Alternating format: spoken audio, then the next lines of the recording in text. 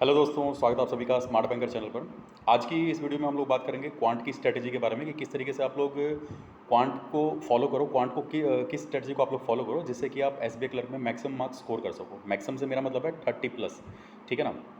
SBI clerk का paper काफ़ी ज़्यादा कम्पिटिटिव है, आपको 30+ मार्क्स इसमें स्कोर करके चलना पड़ेगा कम से कम, क्योंकि सारा खेल स्पीड का है। इसमें स्पीड जितनी ज़्यादा आपकी अच्छी होगी उतना ज़्यादा आप लोग इसमें स्कोर करोगे। तो आपको मैं एक स्ट्रैटेजी बताने वाला हूँ जिसको अगर आप फॉलो करते हो तो मेरा पूरा ऐसा दावा है कि आप लोग ज़रूर 30+ स्कोर कर सकते हो इसमें, ठीक है। मैंने खुद स्कोर किया हुआ है, मैंने खुद 32 स्कोर किया था। ये बात अलग है कि सेक्शनल मार्क्स दिखते नहीं है एसबीआई के पेपर में, बट मैंने 32 मार्क्स का बना करके आया था मैं उसमें। और एसबीआई क्लर्क में मेरे 88.5 मार्क्स भी आए थे प्रीलिम्स के अंदर में, ठीक है ना। तो किस तरीके से आप लोगों को फॉलो करना है, क्या फॉलो करना है, बुक्स कौन सी लेनी है, किस टीचर को फॉलो करना है, सारी चीज़ें मैं आपको बताऊंगा इस वीडियो में। तो वीडियो को पूरा एंड तक देखिए, ठीक है। और अगर अच्छा लगता है तो इसे लाइक कीजिए वीडियो को। चैनल पर अगर नए हैं तो प्लीज़ चैनल को सब्सक्राइब कीजिए। तो बात करते हैं दोस्तों, सबसे पहले मैं थोड़ा सा इंट्रोडक्शन अपने बारे में दे दूँ अभी कि मैं करंटली अभी बैंक ऑफ इंडिया में हूँ और एसबीआई क्लर्क के प्री में 88.5 मैंने मार्क्स स्कोर किया था और मैंने उसका स्कोर कार्ड भी डाला हुआ है कम्युनिटी चैनल पर। अगर आप लोग देखना चाहें तो देख सकते हैं उसमें। तो देखो, सबसे पहले बात करें अगर, तो क्वांट में अगर कोई बच्चा बिगिनर है जिसको ये लगता है कि भाई मैं बिगिनर हूँ, मैं कैसे स्कोर कर सकता हूँ इसमें, जिन बच्चों की क्वांट अच्छी होती है वही लोग इसमें ऐसा स्कोर कर सकते हो, तो ऐसा कुछ भी नहीं है। एक चीज़ मान करके चलो, क्वांट का अच्छा होना और अभी जो एसबीआई क्लर्क का पेपर या किसी भी बैंक का पेपर है उसमें स्कोर करना, दोनों एक अलग बातें हैं, ठीक है। जिसकी क्वांट अच्छी भी है ना पहले से, उसको भी उतनी मेहनत करने की ज़रूरत है जितना एक बिगिनर को करने की ज़रूरत है। एक बिगिनर भी उतना मेहनत करके चलेगा जितना एक जिसकी क्वांट पहले से अच्छी है उसे भी करना पड़ेगा उतना मेहनत, क्योंकि नॉलेज का बहुत ज़्यादा टेस्ट नहीं है, ये टेस्ट है आपकी स्पीड का, ठीक है। अगर आप लोग पेपर ये दे रहे हो तो अभी तक आप लोग सिलेबस से मेरे ख्याल से परिचित हो चुके होंगे कि सिलेबस इसका क्या क्या है, ठीक है। सबसे पहले आप पेपर को जानो, इसमें क्या आता है और किस तरीके से आपको इसको देना है, कैसे मतलब कि टाइम मैनेज करना है, ये मैं आपको बताता हूँ। सिंप्लीफिकेशन टॉपिक आता है इसमें, उसके बाद में क्वाड्रेटिक इक्वेशन आएगा आपका, फिर नंबर सीरीज रॉन्ग वाली या फिर मिसिंग वाली, दोनों में से कोई सी भी आपको देखने को मिल सकती है। इसके अलावा अगर बात करें तो डीआई आता है इसमें, है ना, डेटा इंटरप्रिटेशन, और इसके अलावा अर्थमेटिक आपका रहता है। धीरे धीरे सभी चीज़ों पर बात करते हैं कि कैसे कैसे आपको करना है इन सब चीज़ों को।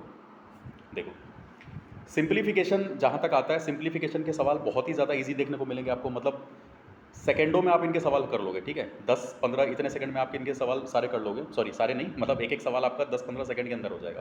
ज़्यादा से ज़्यादा 20 सेकंड का लगेगा आपको सिंप्लीफिकेशन करने में। सिंप्लीफिकेशन की प्रैक्टिस कहाँ से करनी है, काफ़ी ज़्यादा आपको मटेरियल मिल जाएगा। एक तो अड्डा का जो 24/7 ऐप है उस पर क्विज़ आपको मिल जाएगी, बाकी काफ़ी सारी पीडीएफ वगैरह अवेलेबल है ऑनलाइन। और मॉक जो आपने ले रखा होगा उसमें भी सेक्शनल अगर आप देते हो तो सेक्शनल में भी आपको सिंप्लीफिकेशन के क्वेश्चन मिल जाएंगे, तो सिंप्लीफिकेशन को आप यहाँ से कर सकते हो। दूसरी बात है नंबर सीरीज़। नंबर सीरीज़ के कम से कम 10 सवाल लगा करके चलो, ठीक है, हर रोज़ 10 सवाल कम से कम कह रहा हूँ मैं कि कम से कम 10 सवाल आपको लगाना ही है नंबर सीरीज़ के क्वेश्चन। अभी कहाँ से लगाना है, देखो, अमर सर का चैनल है यूट्यूब पर, उस पर आपको नंबर सीरीज़ के ढेर सारे क्वेश्चन मिल जाएंगे। आई थिंक 100 से ऊपर उनकी वीडियोज़ है उस पर, मैं भी उसी को फॉलो किया करता था जब मैं प्रिपेयर कर रहा था। तो नंबर सीरीज़ का उससे बेहतर मेरे को नहीं लगता कि किसी ने भी पढ़ाया हुआ है या फिर क्या चीज़ किसी ने भी मतलब एक्सप्लेन किया हुआ है कि नंबर सीरीज़ को किस तरीके से किया जा सकता है, ठीक है ना। नंबर सीरीज़ में एक तो क्या है, डाउट बच्चों का ये आता है पहले कि भाई कैसे हम पहचाने कैसे कि कौन सी सीरीज़ है, कैसे फॉलो करना है, ठीक है, मतलब कैसे आगे बढ़े, कौन से टाइप के, वो समझ में नहीं आता। तो आप एक बार अगर उनका चैनल देखते हो आपको समझ में आ जाएगा, उन्होंने पूरा अच्छे से एक्सप्लेन किया हुआ है कि किस तरीके से आपको नंबर सीरीज़ आपको पहचानना है सीरीज़ देख करके कि क्या इसमें रूल लग रहा है, ठीक है ना। तो आपको अच्छी तरीके से समझ में आ जाएगा अगर आप वो देखते हो तो। और बाकी 10 क्वेश्चन हर रोज़ प्रैक्टिस करके चलो नंबर सीरीज़ की। तो आपका ये हो गया सिंप्लीफिकेशन, नंबर सीरीज़ हो गया। फिर आता है बात क्वाड्रेटिक इक्वेशन। क्वाड्रेटिक इक्वेशन में देखो, मैथमेटिक्स के अंदर मैं कहता हूँ ट्रिक्स के पीछे ज़्यादा नहीं भागना है, लेकिन क्वाड्रेटिक इक्वेशन जहाँ पर है तो उसकी कुछ एक ट्रिक्स है। अगर आप लोग बिगिनर हो तो उस ट्रिक्स को पहले जानो, ठीक है, कि ट्रिक्स क्या है उसमें। 4-5 टाइप की मतलब कि क्वेश्चन उसमें पूछे जाते हैं, और ट्रिक को अगर आप फॉलो करते हो तो 2 से ढाई मिनट के अंदर आप 5 सवाल कर सकते हो क्वाड्रेटिक इक्वेशन के, ठीक है। मैंने जब स्टार्ट किया था तो एक स्टडी स्मार्ट करके चैनल था, तो उसमें मैंने क्वाड्रेटिक की ट्रिक सीखी थी, ठीक है, और काफ़ी सारी प्रैक्टिस करी थी। तो क्वाड्रेटिक इक्वेशन काफ़ी ज़्यादा सिंपल आता है, उसमें भी आपका टाइम नहीं लगने वाला है। उसके बाद डीआई की अगर बात करें, डीआई आपको करना होगा डेटा इंटरप्रिटेशन के लिए। सबसे पहले आपको परसेंटेज बहुत अच्छी तरीके से पढ़ना है, परसेंटेज जितना अच्छी तरीके से उतना अच्छी तरीके से पढ़ो। फिर उसके बाद में रेशियो, परसेंटेज और रेशियो इन दो का बहुत ज़्यादा खेल है, ठीक है। परसेंटेज और रेशियो जितना ज़्यादा आप अच्छी तरीके से करके चलोगे उतना ज़्यादा अच्छा आपका डीआई जो है वो होगा, ठीक है। बाकी कैलकुलेशन स्पीड तो आप लोगों को ऑफकोर्स बढ़ानी है, लेकिन परसेंटेज रेशियो ये काफ़ी ज़्यादा अच्छी तरीके से करके चलो जिससे कि आपको डीआई में काफ़ी ज़्यादा हेल्प मिले। क्योंकि सिंपल तरीके से अगर आप डीआई बनाने जाओगे तो उसमें बहुत ज़्यादा टाइम लगता है, बट अगर आपने थोड़ा बहुत ट्रिक सीखा हुआ है कि किस तरीके से परसेंटेज को तोड़ा जाता है, रेशियो को किस तरीके से लिया जाता है, तो डीआई में उसका बहुत ज़्यादा हेल्प मिल सकता है आपको। और इसके लिए भी मैं कहूँगा कि डीआई और परसेंटेज सबके लिए आप लोग जो है आशीष अरोड़ा सर हैं, आशीष अरोड़ा सर को फॉलो कर सकते हो, ठीक है। अभी कुछ टाइम से उनका इशू चल रहा था तो वो नई वीडियो डाल रहे थे, बट अब उनकी वीडियो रेगुलर है, तो आशीष अरोड़ा सर को आप फॉलो कर सकते हो, ठीक है। तो जिससे कि क्या है, आप परसेंटेज रेशियो इन सबको अच्छी तरीके से सीख सकते हो। दूसरा एक राकेश यादव सर का एक वीडियो था परसेंटेज के ऊपर में, वो मैंने देखा था, वो काफ़ी ज़्यादा हेल्पफुल था। और तो अगर आप लोग उसको देखते हो, काफ़ी लंबा वीडियो है वो, आई थिंक 6 से 7 घंटे का है, बट अगर आप उसको पूरा देख लोगे तो परसेंटेज में कहीं भी किसी क्वेश्चन में आपको डाउट नहीं आएगा, ये मेरी गारंटी है पूरी, ठीक है ना। तो डीआई आप इस तरीके से करके चलो। फिर बच जाता है अर्थमेटिक हमारा, कि अर्थमेटिक को कैसे करना है। अच्छा, डीआई में एक और बात कहूँगा, डीआई में पाई चार्ट, लाइन ग्राफ, जितने भी टाइप के डीआई आते हैं सबकी आपको प्रैक्टिस करनी है, ठीक है। किस बुक से करनी है, तो भाई मैं पहले भी कह चुका हूँ, बुक्स आउटडेटेड है, बुक्स पे ज़्यादा ट्रस्ट नहीं करके चलना है, आपको ट्रस्ट करके चलना है मॉक टेस्ट पे। जो आपने मॉक टेस्ट लिया हुआ है उसमें देखो डीआई किस टाइप से पूछी जा रही है, क्योंकि वैसा पेपर आपको देखने को मिलेगा, ठीक है ना। कोई भी आपने मॉक टेस्ट लिया हुआ उसका सेक्शनल देखो, फिर जो पूरा मॉक होता है वो देखो, सेक्शनल से आप प्रैक्टिस कर सकते हो। और दूसरा अड्डा 247 का ऐप जो है उससे आप क्विज लगा सकते हो, डेली का फ्री में अवेलेबल है आपके पास में, ठीक है ना। तो डीआई की प्रैक्टिस आप लोग करके चलो, जितनी भी टाइप की डीआई आती है। डीआई में भी ज़्यादातर खेल वही है, अगर आपके पास पाई चार्ट दे रखा है तो परसेंटेज रेशियो इन्हीं सब का खेल ज़्यादा होता है।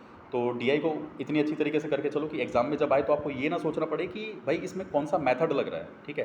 मतलब सोचना ना पड़े कि इसमें हम करें क्या, आपको इतना आइडिया हो कि डीआई आपने देखा, आपके माइंड में पहले से प्रिपेयर है कि किस तरीके से उसको सॉल्व करना है, ठीक है। इतनी ज़्यादा प्रैक्टिस आपको करके चलनी है डीआई की। अगर आप सिर्फ इतना भी कर लेते हो ना तो 25 नंबर आप आराम से स्कोर कर सकते हो।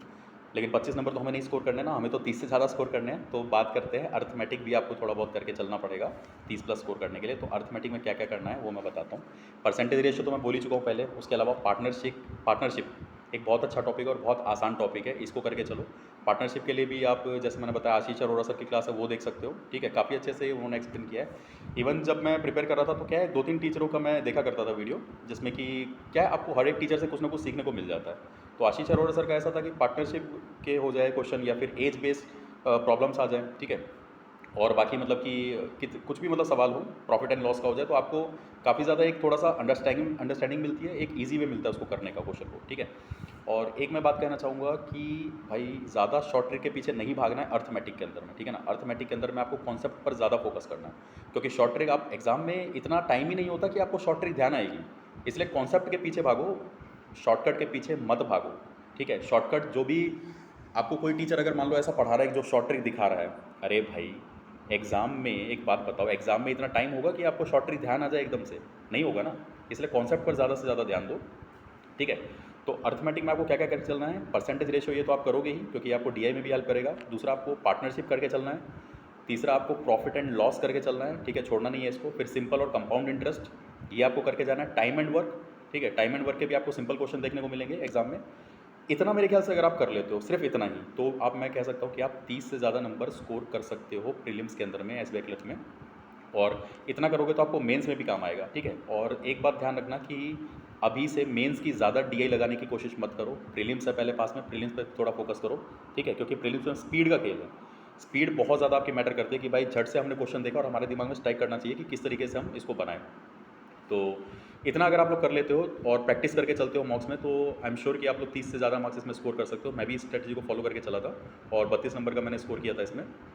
बाकी एक चीज़ क्या रह गई है इसमें कि आपने सिलेबस पूरा कर लिया, ये सारी की सारी प्रैक्टिस कर ली, मॉक आप अच्छा खासा लगाओ, ठीक है ना। मॉक जितना ज़्यादा लगा करके चलोगे उतना कॉन्फिडेंस आपके अंदर बिल्ड होगा। और प्रीवियस ईयर के क्वेश्चन देखो यार कि कैसे आपको प्रीवियस ईयर में क्या पूछा गया था, कैसे पूछा गया था, ठीक है। और करके देखो कि आपसे होते हैं कि नहीं होते हैं। इसके अलावा 25 तक के, सॉरी 30 तक के स्क्वायर याद करके चलो, मैं कहूँगा 30 तक के जो स्क्वायर है उनको याद करके चलो। मतलब आपको कभी भी कोई नींद में भी पूछ ले कि 26 का स्क्वायर क्या है तो आपको पता होना चाहिए, ठीक है। तो 30 तक के स्क्वायर याद करके चलो, 25 तक के क्यूब्स, ठीक है, क्यूब्स याद करके चलो 25 तक के। इतना अगर आप लोग करके चलते हो तो आई एम श्योर कि आप लोग 30 प्लस स्कोर कर सकते हो। बाकी इस स्ट्रैटेजी के अलावा कोई स्ट्रैटेजी और नहीं है जिससे कि आप लोग मतलब और ज़्यादा मार्क्स स्कोर कर सको। इस स्ट्रैटेजी के अलावा आपको किसी भी स्ट्रैटेजी की ज़रूरत नहीं पड़ेगी, इतना आप लोग फॉलो करके चलो। बाकी ऑल द बेस्ट सभी लोगों को, जिनका भी एग्जाम है अच्छी तरीके से पढ़ते रहिए और आगे बढ़ते रहिए। और आप लोग की कोई भी क्वेरी हो तो मुझसे पूछ सकते हैं। टेलीग्राम चैनल का लिंक आप लोग को मेरे चैनल पर मिल जाएगा यूट्यूब पे, वहाँ से आप लोग मेरे को टेलीग्राम पे मैसेज कर सकते हो अगर कोई भी डाउट है तो। बाकी कोई भी अगर आप लोग की क्वेरी है तो मुझे भेजिए, मैं ज़रूर उसका रिप्लाई करूँगा, रिस्पॉन्स करूँगा। और बाकी दोस्तों मिलते हैं नेक्स्ट वीडियो में, तब तक के लिए पढ़ते रहिए, आगे बढ़ते रहिए। मिलते हैं नेक्स्ट वीडियो में दोस्तों, तब तक के लिए धन्यवाद।